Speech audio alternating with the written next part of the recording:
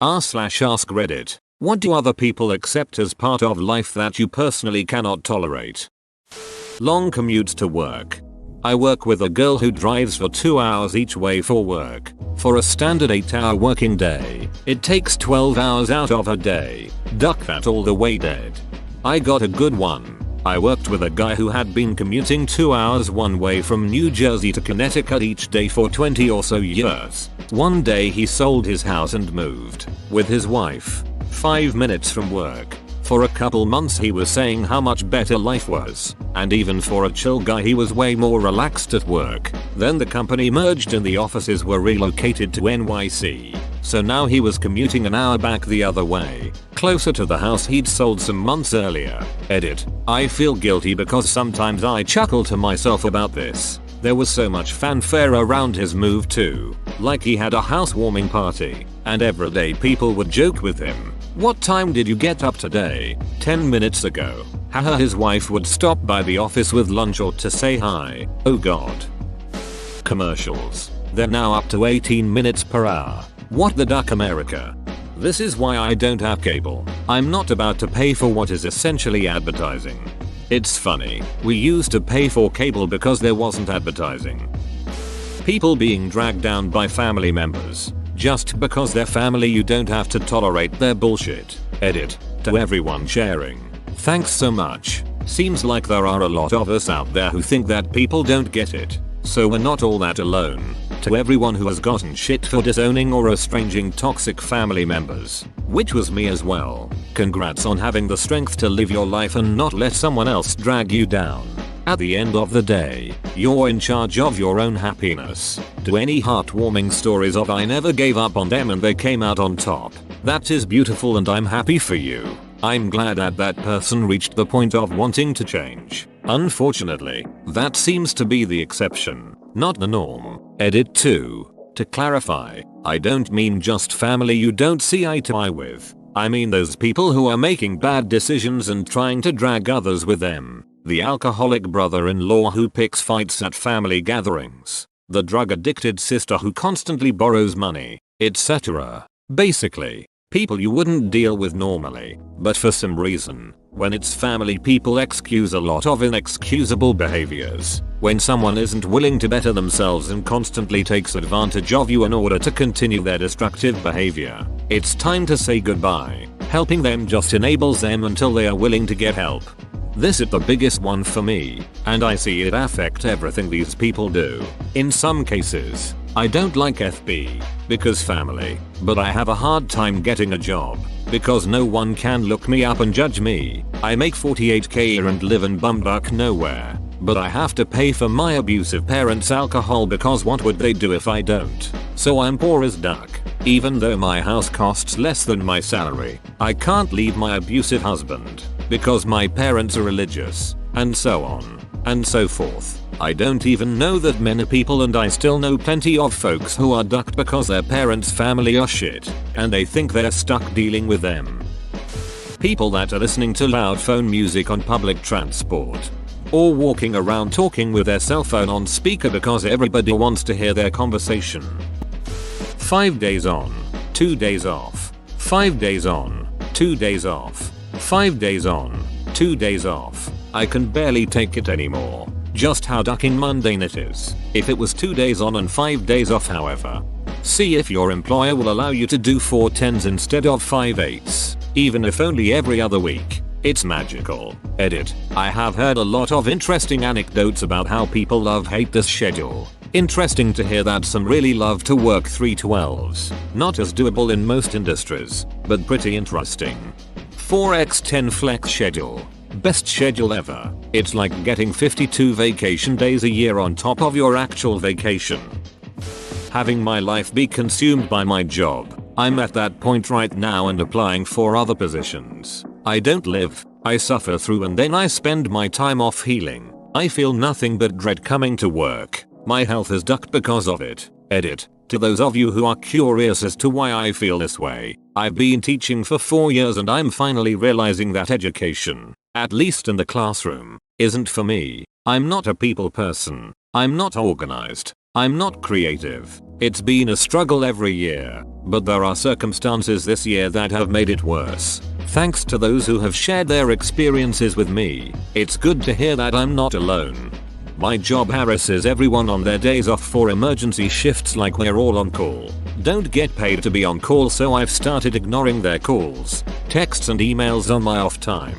It's not my job to save their poor scheduling skills. This was one of the many reasons I quit my job, except our boss didn't even have the decency to text, call, email you. He'd just put you down on the rota and then not tell you you'd been given an extra shift. The weeks ran Saturday to Saturday, but he didn't work weekends, so the new schedule didn't come out until 2 days later. The rota was not accessible online anywhere, only in the breakdown. Often employees who only worked midweek to weekends would get calls asking where they were, as their shift was supposed to start some time ago. How can we know that we've been scheduled to work on a day we aren't contracted to work and that no one has notified us about? If you want me to work full time, hire me full time. A-hole. Don't try to guilt me into working outside my contract. People walking up to you and asking for money and shit, then act like you are an a-hole for not giving them free money. It's like, dude, duck you.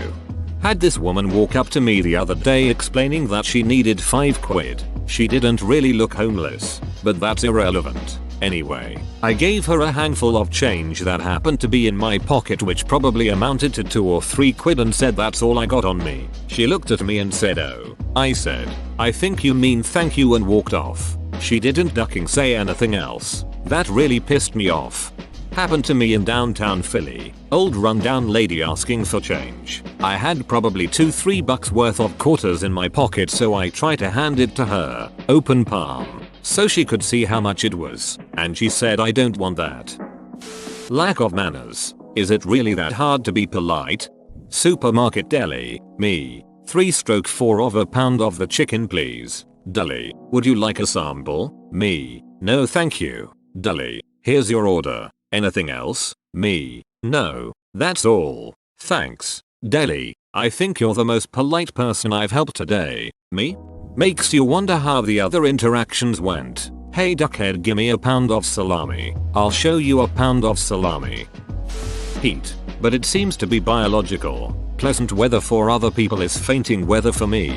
I cannot tolerate heat. I live in the mid-Atlantic. It gets unbearable. It hits about 60 and I break out the shorts. Anything over 80 and I'm dying.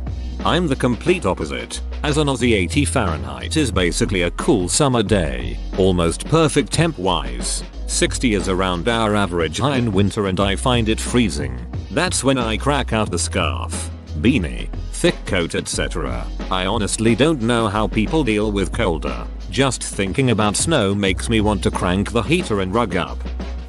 6 to 8 hours of sleep each night. In a week, we'll call it 49 hours. 40 hours of work. There's also the time spent getting ready for work and commuting there and back. We can guess 50 hours a week, assuming 1 hour to get ready and a half-hour commute each way, which is generous. 24/7 equals 168. We only have 69/168 hours a week that aren't earmarked for sleep or work. If we're lucky, that's only 41% of our adult lives we get to spend living our lives. It's even worse for people with long commutes, people who own small businesses, and people who can't keep their work at work, like teachers and musicians. And after all that life you're giving up by working full time, it's still possible to be in poverty. Edit. Holy shit. My first gold.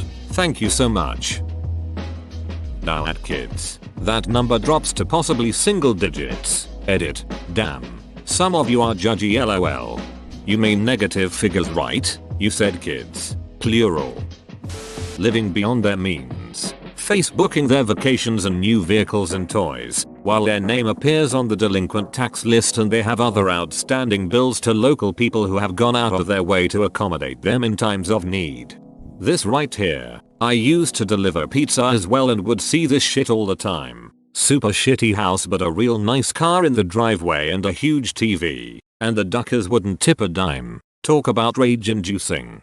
One former acquaintance of mine was so awful. He was planning on getting married. Both of them were dirt poor, working part-time to barely pay their rent and food. He didn't take a full-time job or even more hours at his part-time job because he wanted to devote more time to photography. Whatever. If that's what you want out of life, good on you. But then they decided they wanted a big fancy wedding. So he goes and makes Facebook posts asking family and friends to donate money for their wedding in advance, in lieu of giving gifts at the wedding. Okay, that's a little different. But friends and family all seem okay with it, so carry on. Then Christmas comes and goes. Boxing Day, he has a Facebook post showing off his brand new home theater system that he saved $4,000 on by buying at 50% off. I'm just sitting like, WTF. If I was one of his family or friends who'd donated towards his wedding, I'd have been so incredibly pissed. That working overtime every week is the norm, and if you don't do it you are considered lazy and aren't committed to your job. Overtime is actually extremely unhealthy and can lead to stress and a shorter lifespan. Not to mention productivity tends to drop exponentially after 40-ish hours. Some Scandinavian countries do 30 hours a week and say that they don't lose productivity. Honestly, at every job I've seen, people will bullshit around for at least 2 hours a day. A lot of companies have bosses that will reward you for being there rather than the quality of your work. Getting to work early and staying for a few hours late makes you seem like a hard worker even if you spend half your time on Facebook or chatting at the water cooler. Edit. I'm kinda wrong, edit. Top rated comment is something that isn't true, and my second top rated comment is why not Zoidberg? I think I finally understand Reddit. That everybody loves to chat and are really super glad when you interrupt them from doing something totally lame like reading or working. Edit. Thanks for the gold. We have a lot of downtime at my job. Right now is one of those. I was trying to read my book, but my co-worker wouldn't shut up about some rich dude who used to work here. So I switched over to Reddit, because that requires less attention. Edit. A typo that was just pointed out to me. Edit 2. I work as a delivery person for a school living center for the mentally disabled. It's a large campus and we make rounds to every building. But sometimes there's nothing to take out, like in the morning or afternoon. It's a shitty job with shitty pay. It's just something until I find my way into a labor union. People talking shit about their spouse. I work in sales and have had to walk away from some good sales because some prick wouldn't stop insulting his wife. Guys, if you choose to spend the rest of your life with someone, you should probably treat them well. I had a co-worker who did this every single day at lunch, talking about every dumb thing her husband said or did. It makes it sound like she doesn't even like him at all. I remember working in a restaurant some years back, and the break room would end up full of waitresses bitching about their boyfriends or husbands for the entirety of their breaks. One fine day, one of our KP guys walked in their mid-session and yelled something like, "I swear, you are either the dumbest people alive for staying with guys who are so terrible, or the beachiest people alive for sitting back here complaining constantly about how terrible someone you love is. Either break up with them, divorce them, or else shut the duck up. No one wants to hear you." Some people accept truck Balzacs as part of their lives. The civilization took a wrong turn somewhere on the way. Just once I want to see a truck with the Balzac and those headlight eyelashes. I'd like to see that combo on a Trans Am. Sociopaths as managers. Seriously. There's a reason they got that position. And I'll give you a hint. It's not by helping others. There was an interesting study that showed narcissists were initially well liked and popular when introduced to new groups. Later on, people's opinions of them change. You can actually see that kind of thing happening on reality TV shows like Big Brother. Except most of them are narcissists anyway. Being late all the time for everything. I can't stand it. I'm one of those people everywhere 15 minutes early. I understand being late every once in a while, but not all the time. These are the people who laugh it off. It's not funny if you aren't reliable. People who show up early to things I plan, especially things at my house, annoy the ever-loving duck out of me. A few minutes is fine. 15 minutes is ducking rude. It's basically telling the host you should have been ready a half hour before you wanted to be, so that you're not finishing up as people walk in. I'm one of the eternally early people. My general tactic is nip into a shop bar, walk round the block. Killing time is much better than turning up early, or late for that matter. Whoa, you made it to the end? You're a ducking beast. I'll cut you a deal. Smash like and subscribe for more curated content, bruh. It's free and that's a great price.